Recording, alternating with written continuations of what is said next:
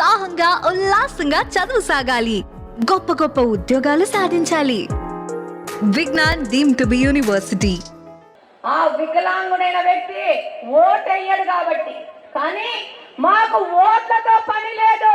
ప్రజా సేవ, ప్రజల సంక్షేమము, బలుగు బలహీన వర్గాల సంక్షేమం అని ఆలోచించే నాయకుడు చెప్పినాడు. ఆ విధంగా ముందుకెళ్తా ఉన్నాం. ఎద్దేవా చేసినారు. బుజ్జి తల్లి నీకొచ్చిందా, అదే చింటోడా నీకొచ్చిందా అన్నారు. ఎక్కడికి పోయినారు ఈ నాయకులందరి దినం? ఒక దినం ఫ్లైట్ లో పోతుంటే ఈ పార్టీకి సంబంధించిన, ఈ పార్టీ ఏంటంటే బులుగు పార్టీ, ఈ పార్టీకి సంబంధించిన ఒక నాయకురాలు మాతో పాటు ఫ్లైట్ లో ఎక్కింది. ఎట్టుందమ్మా మా ప్రభుత్వం అంటే, బాగుంది, పథకాలు ఇవ్వాలి కదా అనేది. ఇప్పుడు ఆ నాయకురాలు పథకాల గురించి ఏ విధంగా చెప్పినామో, తల్లికి వందనం కింద ప్రతి ఒక్క పిల్లాడికి, ప్రతి ఒక్క పిల్లకి, కుటుంబంలో ఉంటే నలుగురికి, మాకైతే కడపలో 7 మంది పిల్లలు ఉన్నారు ఒక తల్లికి.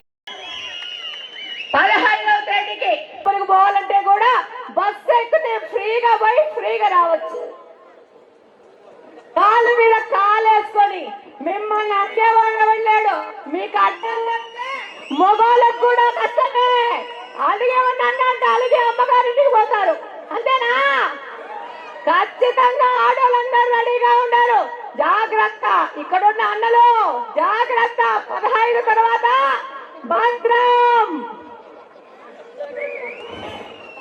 ఈరోజు సిలిండర్ పైసల కోసం భర్తని, కొడుకుని ఎవరిని అడగాల్సిన అవసరం లేదు. ఆ పైసలు వచ్చి ఆమె అకౌంట్ లో పడతా ఉన్నాయి.